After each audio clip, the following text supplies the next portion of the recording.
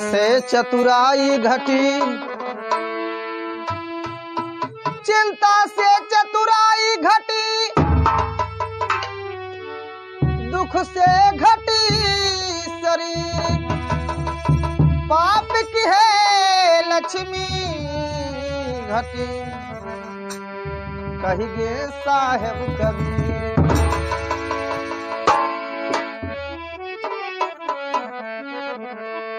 ढेर दिन बीती गईले,